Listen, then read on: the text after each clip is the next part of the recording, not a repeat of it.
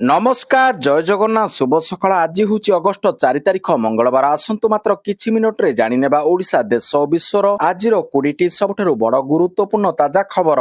Video आरंभ करने पूर्व आपनको गोटे छोटिया अनुरोध जदि आमर यह प्रयास आपनको भल लगुए तेबे वीडियो को गोटे लाइक करी चैनल को सब्सक्राइब करदेवे। तेबे आउ विलंब न करी चलंतु आरंभ करबा आज 20टी बड़ खबर। परवर्ती खबर बड़ी कैमेरा पिंधिबे अबकारी स्क्वाड एणिकी बड़ी कैमेरा पिंधिबे अबकारी विभागर कर्मचारी एने सूचना देले अबकारी मंत्री पृथ्वीराज हरिचंदन। चोरी निशा काराबार रोकवाक नहीं चढ़ाऊ बेले पिंधिबे बड़ी कैमेरा।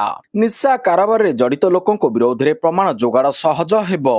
कर्मचारी उपरे आक्रमण हेले प्रमाण जोगाड़ होई परिबो। परवर्ती खबर ओडिशा रे राष्ट्रपति द्रौपदी मुर्मू स्वागत कले राज्यपाल एवं मुख्यमंत्री। 3 दिनिया गस्तरे राष्ट्रपति ओडिशा रे राष्ट्रपति द्रौपदी मुर्मू 3 दिनिया ओडिशा गस्तरे आसी पहुंची। राष्ट्रपति द्रौपदी मुर्मू कड़ा सुरक्षा बलय स्वतंत्र विमान जोगे भुवनेश्वर पहुंची। राष्ट्रपति विमान बंदर रे राज्यपाल मुख्यमंत्री प्रमुख राष्ट्रपति को स्वागत संबर्धना करथिले। भुवनेश्वर पहुंचीबा परे लोकभवन जाइथिले राष्ट्रपति। यहाँ पर सड़क जोगे राष्ट्रपति कटक बारा अभिमुखे बाहरी थिले। सेठारे जगतगुरु कृपालुजी विश्वविद्यालय शुभ उद्घाटन कार्यक्रम रहिछि। आज सकाळ 9टारे राष्ट्रपति स्वतंत्र ट्रेन जोगे भुवनेश्वर ब्रह्मपुर जिबे। सेठारु सड़क पथरे जिबे तप्तपाणी जेउठारे मां कंधुणी देवी को दर्शन सह उष्ण प्रसवण जलर स्नान करिबा कार्यक्रम स्थिर होइछि। मां को दर्शन पर राष्ट्रपति ब्रह्मपुर फेरी गोलंथरा आर्मेड कॉलेज रे रात्रि जापन करिबे। बुधवार सकाळे स्वतंत्र ट्रेन जोगे राष्ट्रपति भुवनेश्वर फेरिबा परे सेठारु दिल्ली फेरी जिबे। राष्ट्रपति गस्त पई पुलिस प्रशासन पक्षरु व्यापक पदक्षेप ग्रहण करा जायछि। केंद्र गृह मंत्रालय ब्लू ब्लॉक अनुसार राष्ट्रपति सुरक्षा पई व्यापक सुरक्षा व्यवस्था करा जायछि। राष्ट्रपति पाखे पाखे कमांडो मुतयन रहिछंती। भुवनेश्वर कटक रे 40 प्लाटून पुलिस फोर्स जगिछंती। 150 जन पुलिस ऑफिसर तदारख करुछंती। जने लेखाएं एसपी पाया अधिकारी प्रति कार्यक्रम स्थल रे सुरक्षा दायित्व नहीं। परवर्ती खबर बन्या क्षतिग्रस्त को मोहनक मेगा पैकेज फसल घर भंगा प्राणीधन क्षति सहायता।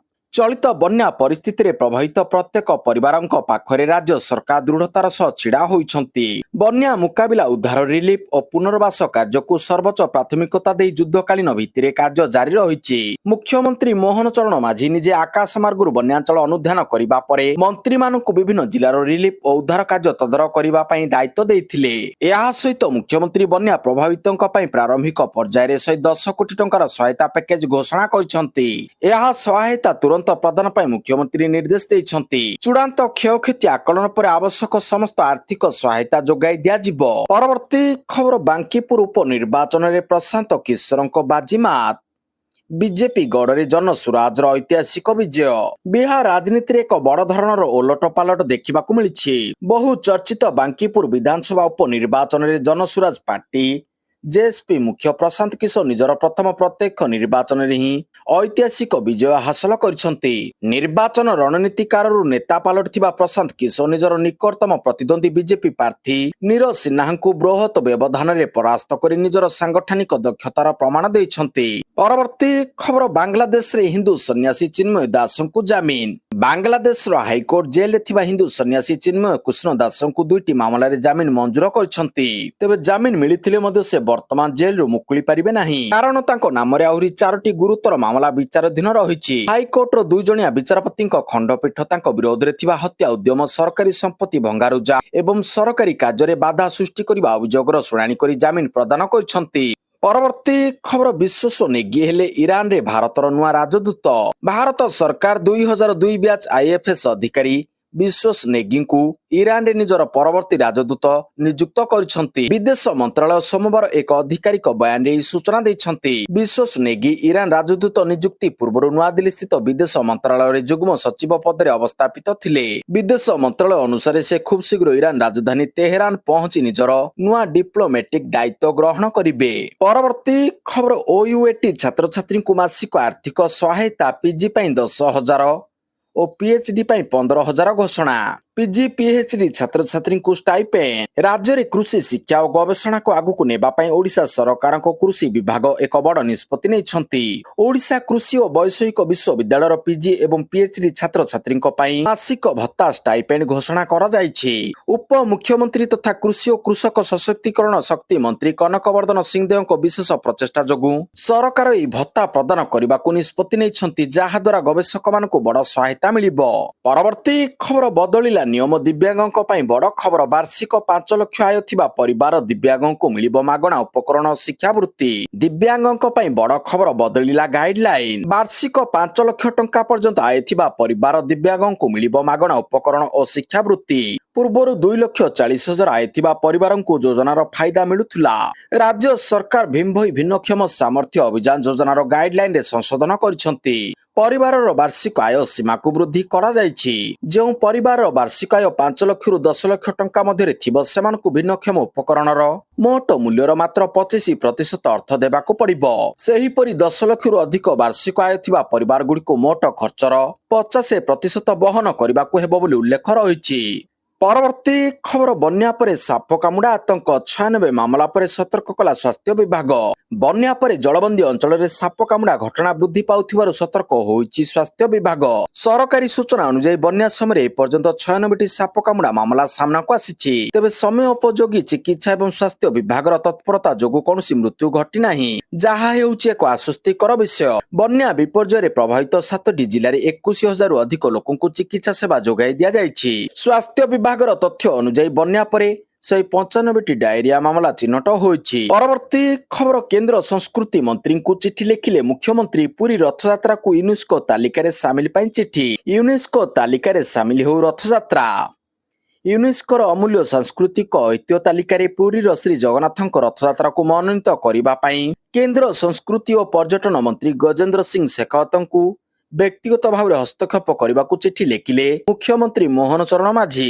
ୟୁନେସ୍କୋର ଐତିହ୍ୟ ତାଲିକାରେ ଲିପିବଦ୍ଧ କରିବା ପାଇଁ ଶ୍ରୀ ଜଗନ୍ନାଥ ମନ୍ଦିର ପ୍ରଶାସନ ଦେଇଥିବା ପ୍ରସ୍ତାବ ପ୍ରତି ଦୃଷ୍ଟି ଆକର୍ଷଣ କରିବାକୁ ଚିଠିରେ ଲେଖିଛନ୍ତି ମୁଖ୍ୟମନ୍ତ୍ରୀ। ଏହି ପର୍ବର ଉଲ୍ଲେଖନୀୟ ସାଂସ୍କୃତିକ ଗୁରୁତ୍ୱ ଏବଂ ଏହାର ସମନ୍ୱୟ ଏବଂ ମାନବିକ ମୂଲ୍ୟବୋଧର ସାର୍ବଜନୀନ ବାର୍ତ୍ତାକୁ ବିଚାର କରି ପ୍ରସ୍ତାବକୁ ସଂସ୍କୃତି ମନ୍ତ୍ରାଳୟ ଆବଶ୍ୟକ ସମର୍ଥନ ପ୍ରଦାନ କରିବା ପାଇଁ ଅନୁରୋଧ କରିଛନ୍ତି ମୁଖ୍ୟମନ୍ତ୍ରୀ। ପରବର୍ତ୍ତୀ ଖବର ବନ୍ୟାରେ କ୍ଷତିଗ୍ରସ୍ତ ହୋଇଛି 22 ଜିଲ୍ଲା। ଘର ପୁରା ଭାଙ୍ଗିଥିଲେ ମିଳିବ 1,20,000। ବନ୍ୟା ପରେ ଆଜିଠାରୁ କ୍ଷୟକ୍ଷତି ଆକଳନ ଆରମ୍ଭ ହୋଇଛି। ରାଜସ୍ୱ ଏବଂ କୃଷି ବିଭାଗର ଅଧିକାରୀମାନେ ଆକଳନ କରୁଛନ୍ତି। ପ୍ରାଥମିକ ଆକଳନ 42 କୋଟି 80 ଲକ୍ଷ ବୋଲି ଆନୁମାନିକ ଆକଳନ ହୋଇଛି। ଜିଲ୍ଲାପାଳମାନଙ୍କୁ 36 କୋଟି 98 ଲକ୍ଷ ଟଙ୍କା ପଠାଯାଇଛି। ଆଉ 110 କୋଟି ଟଙ୍କା ରାଜ୍ୟ ସରକାର ପଠାଇବେ। କ୍ଷୟକ୍ଷତି ଆକଳନ ସହ କ୍ଷତିଗ୍ରସ୍ତଙ୍କୁ କ୍ଷତିପୂରଣ କାମ ଏକା ସହ ଚାଲିବ। ଗୃହପାଳିତ ପଶୁପକ୍ଷୀ କ୍ଷୟକ୍ଷତି ବାବଦକୁ ସରକାର 12 କୋଟି 88 ଲକ୍ଷ ପ୍ରଦାନ କରିବେ। ରିଲିଫ ସେଣ୍ଟର ପରିଚାଳନା ପାଇଁ 26 କୋଟି ଟଙ୍କା ଦିଆଯାଇଛି ବୋଲି ରାଜସ୍ୱ ବିପର୍ଯ୍ୟୟ ପରିଚାଳନା ମନ୍ତ୍ରୀ ସୁରେଶ ପୂଜାରୀ କହିଛନ୍ତି। ପରବର୍ତ୍ତୀ ଖବର ଶ୍ରାବଣ ସୋମବାରରେ ଶ୍ରୀ ଲିଙ୍ଗରାଜଙ୍କ ନୀତି ବିଭ୍ରାଟ। ଆଲୋଚନା ପରେ ସ୍ୱାଭାବିକ ହେଲା ପୂଜା। ଶ୍ରାବଣ ପ୍ରଥମ ସୋମବାରରେ ଶ୍ରୀ ଲିଙ୍ଗରାଜଙ୍କ ନୀତି ବିଭ୍ରାଟ। ରବିବାର ସନ୍ଧ୍ୟାରୁ ବନ୍ଦ ହୋଇଥିଲା ସମସ୍ତ ନୀତି। ଶ୍ରାବଣ ପାଉଣା ଭାଗବଣ୍ଟାଙ୍କୁ ନେଇ ବ୍ରାହ୍ମଣ ନିଯୋଗ ଓ ବଡୁ ନିଯୋଗ ସେବାୟତଙ୍କ ଭିତରେ ହୋଇଥିଲା ବିବାଦ। ତେଣୁ ବିନା ପୂଜାରେ ଜଳ ଲାଗି କରିଥିଲେ ଶ୍ରଦ୍ଧାଳୁ। ଶ୍ରୀ ଲିଙ୍ଗରାଜ ମନ୍ଦିର କାର୍ଯ୍ୟନିର୍ବାହୀ ଅଧିକାରୀ ଉଭୟ ସେବାୟତଙ୍କ ସହ ଆଲୋଚନା ପରେ ନୀତିକାନ୍ତି ସ୍ୱାଭାବିକ ହୋଇଥିଲା। ଶ୍ରାବଣ ପ୍ରଥମ ସୋମବାରରେ ଅପୂଜିତ ରହିଥିଲେ ପ୍ରଭୁ ଶ୍ରୀ ଲିଙ୍ଗରାଜ। ପରବର୍ତ୍ତୀ ଖବର ନେପାଳକୁ ପୁଣି ହିନ୍ଦୁ ରାଷ୍ଟ୍ର ଘୋଷଣା ଦାବି। ପାକିସ୍ତାନୀ ଅନୁପ୍ରବେଶକାରୀଙ୍କୁ ବହିଷ୍କାର ପାଇଁ ବିକ୍ଷୋଭ। ନେପାଳକୁ ପୁଣି ଏକ ବୈଦେୟିକ ସନାତନ ହିନ୍ଦୁ ରାଷ୍ଟ୍ର ଭାବରେ ପ୍ରତିଷ୍ଠା କରିବା ପାଇଁ ଦାବି ତୀବ୍ର ହୋଇଛି। ଏହି ଦାବିରେ ବିଭିନ୍ନ ହିନ୍ଦୁ ସଂଗଠନ ସହ ସାଧାରଣ ଲୋକେ ରବିବାର ଠାରୁ ବିଭିନ୍ନ ସ୍ଥାନରେ ରାସ୍ତାକୁ ଓହ୍ଲାଇଛନ୍ତି। ବାଲେନ୍ଦ୍ର ଶାହ ସରକାର ହିନ୍ଦୁ ସମୁଦାୟର ସୁରକ୍ଷା ଓ ସେମାନଙ୍କ ଦାବି ପ୍ରତି ଉଦାସୀନ ରହିଥିବା ବିକ୍ଷୋଭକାରୀମାନେ ଅଭିଯୋଗ କରିଛନ୍ତି। ସିରାହା ଜିଲ୍ଲାରେ ଲୋକମାନେ ଶାସକ ରାଷ୍ଟ୍ରୀୟ ସ୍ୱତନ୍ତ୍ର ପାର୍ଟିର ସାଂସଦ ବଲ୍ଲୁ ଗୁପ୍ତାଙ୍କୁ ଘେରାଉ କରି ଜବାବ ମାଗିଛନ୍ତି। ପରିବର୍ତ୍ତନ ନେପାଳକୁ ପୁଣି ହିନ୍ଦୁ ରାଷ୍ଟ୍ର କରିବା ଆଶାରେ ସେମାନେ ନିଜ ଜନପ୍ରତିନିଧିଙ୍କୁ ସମର୍ଥନ କରିଥିଲେ। ପରବର୍ତ୍ତୀ ଖବର ସେନ୍ସେକ୍ସରେ 544 ପଏଣ୍ଟ ବୃଦ୍ଧି। ଅଶୋଧିତ ତୈଳ ମୂଲ୍ୟରେ ହ୍ରାସ ନିବେଶକଙ୍କ ମନୋବଳକୁ ବୃଦ୍ଧି କରିଥିଲା। ତାହାର ପ୍ରଭାବରେ ବମ୍ବେ ଷ୍ଟକ୍ ଏକ୍ସଚେଞ୍ଜର ସେନ୍ସେକ୍ସ 544 ପଏଣ୍ଟ ବୃଦ୍ଧି ପାଇ 78,639 ପଏଣ୍ଟରେ ବନ୍ଦ ହୋଇଥିଲା। ନ୍ୟାସନାଲ ଷ୍ଟକ୍ସ ଏକ୍ସଚେଞ୍ଜର ନିଫ୍ଟି 50,390 ପଏଣ୍ଟ ବୃଦ୍ଧି ପାଇ 24,774 ପଏଣ୍ଟରେ ବନ୍ଦ ହୋଇଥିଲା। ବ୍ରେଣ୍ଟ କ୍ରୁଡ୍ ମୂଲ୍ୟ ପ୍ରାୟ 5% ହ୍ରାସ ପାଇ ବ୍ୟାରେଲ ପ୍ରତି $83.7 ପହଞ୍ଚିବା ପରେ ବଜାର କାରବାର ବୃଦ୍ଧି ଘଟିଥିଲା। ପରବର୍ତ୍ତୀ ଖବର ଭୁବନେଶ୍ୱର କଟକ ପୁରୀ ପାରାଦୀପ ସିଟି ଇକୋନୋମିକ୍ ରିଜିଅନକୁ ମିଳିଲା ମଞ୍ଜୁରୀ। Bhubaneswar Cuttack Puri Paradip city economic region ବିକାଶ କାର୍ଯ୍ୟକ୍ରମ ପାଇଁ ପ୍ରସ୍ତୁତ ପ୍ରକଳ୍ପ ପ୍ରସ୍ତାବ ରିପୋର୍ଟକୁ ସୋମବାର ରାଜ୍ୟସ୍ତରୀୟ ପ୍ରକଳ୍ପ ମନିଟରିଂ କମିଟି ଅନୁମୋଦିତ କରିଛି। ବୈଠକ ମୁଖ୍ୟ ଶାସନ ସଚିବ ଶ୍ରୀମତୀ ଅନୁଗରଙ୍କ ଅଧ୍ୟକ୍ଷତାରେ ଅନୁଷ୍ଠିତ ବୈଠକରେ ବାହ୍ୟ ସହାୟତା ପ୍ରାପ୍ତ ପ୍ରକଳ୍ପ ଅଧୀନରେ ଏହି ପ୍ରକଳ୍ପକୁ ଆଗକୁ ନେବା ପାଇଁ ବିସ୍ତୃତ ଆଲୋଚନା ହୋଇଥିଲା। ପରବର୍ତ୍ତୀ ଖବର ଭାରତରେ ବ୍ୟାନ୍ ହେଲା ଏକାଧିକ ନାମିଦାମୀ ହୁଇସ୍କି ଓ ରମ୍ FSSAI ର କଡା କାର୍ଯ୍ୟାନୁଷ୍ଠାନ। ଦେଶରେ ବିକ୍ରି ହେଉଥିବା ନାମିଦାମୀ ହୁଇସ୍କି ଓ ରମ୍ ବିକ୍ରି ଉପରେ ଲାଗିଲା କଟକଣା। ବିକ୍ରି କଲେ ହେବ କଡା କାର୍ଯ୍ୟାନୁଷ୍ଠାନ। ଦେଶର ଖାଦ୍ୟ ସୁରକ୍ଷା ନ୍ୟାୟାମକ ଭାରତୀୟ ଖାଦ୍ୟ ସୁରକ୍ଷା ଏବଂ ମାନକ ପ୍ରାଧିକରଣ FSSAI କଡା ପଦକ୍ଷେପ କ୍ରମେ ଭାରତରେ ବିକ୍ରି ହେଉଥିବା କିଛି ନାମୀ ହୁଇସ୍କି ତଥା ରମ୍ ବ୍ରାଣ୍ଡ ନିର୍ଦ୍ଦିଷ୍ଟ ଭାରିଆଣ୍ଟର ବିକ୍ରି ଉପରେ ତୁରନ୍ତ ବ୍ୟାନ୍ ଲଗାଇଛି।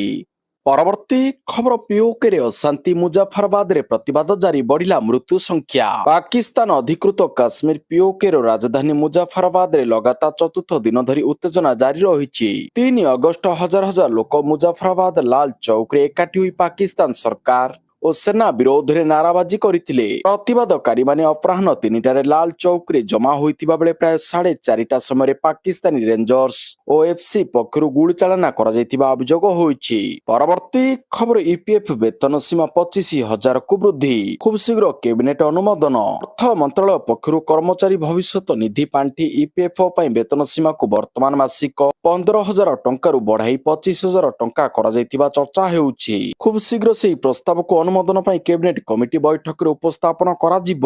ତାହା ମଞ୍ଜୁର ହେଲେ ସଂଗଠିତ କ୍ଷେତ୍ରର କର୍ମଚାରୀମାନେ ଉପକୃତ ହେବେ।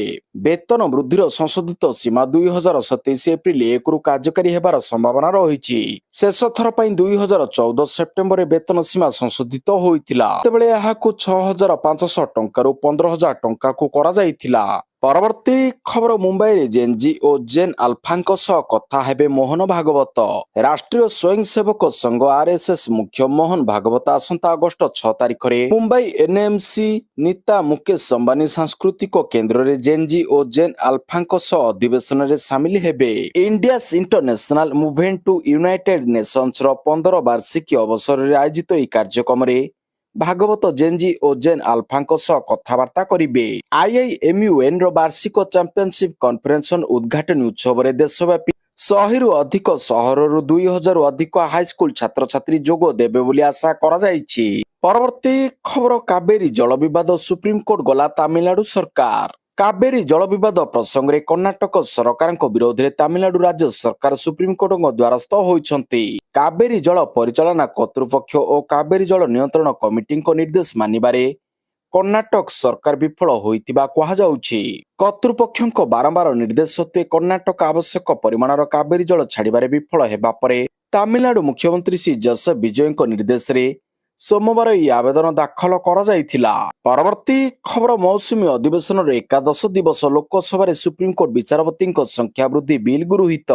ସଂସଦରେ ମୌସୁମୀ ଅଧିବେଶନର ଏକାଦଶ ଦିବସରେ ମଧ୍ୟ ବିରୋଧୀମାନେ ପ୍ରବଳ ହଙ୍ଗାମା ଓ ହୋହାଲ୍ଲା କରିଥିଲେ। ଦିଲ୍ଲୀ ହିଂସା ଘଟଣାରେ ଅମିତ ଶାହଙ୍କ ଜବାବ ମାଗି ବିରୋଧୀ ସାଂସଦମାନେ ଉଭୟ ଗୃହରେ ହୋହାଲ୍ଲା କରିଛନ୍ତି। ଏହା ସତ୍ତ୍ୱେ ଲୋକସଭା ଓ ରାଜ୍ୟସଭାରେ 2ଟି ବିଲ୍ ଗୃହୀତ ହୋଇଛି। ସୁପ୍ରିମକୋର୍ଟରେ ବିଚାରପତିଙ୍କ ସଂଖ୍ୟା 34ରୁ 38କୁ ବୃଦ୍ଧି କରିବା ସଂକ୍ରାନ୍ତ ଅଧ୍ୟାଦେଶକୁ ଆଇନରେ ପରିଣତ କରିବା ପାଇଁ ଲୋକସଭାରେ ଆଗତ ସୁପ୍ରିମକୋର୍ଟର ସଂଶୋଧନ ବିଲ୍ ଗୃହୀତ ହୋଇଯାଇଛି। ଗୃହରେ ବିନା ଆଲୋଚନାରେ ଏହି ବିଲ୍ ଗୃହୀତ ହୋଇଛି। ବିରୋଧୀ ସଦସ୍ୟମାନେ ନିଟ୍ ପ୍ରଶ୍ନପତ୍ର ଓ ରାମ ମନ୍ଦିର ଦାନ ଚୋରି ମାମଲାରେ ପ୍ରବଳ ହୋହାଲ୍ଲା କରିବାରୁ ବିଲ୍ ଉପରେ କୌଣସି ଆଲୋଚନା ହୋଇପାରିଲା ନାହିଁ।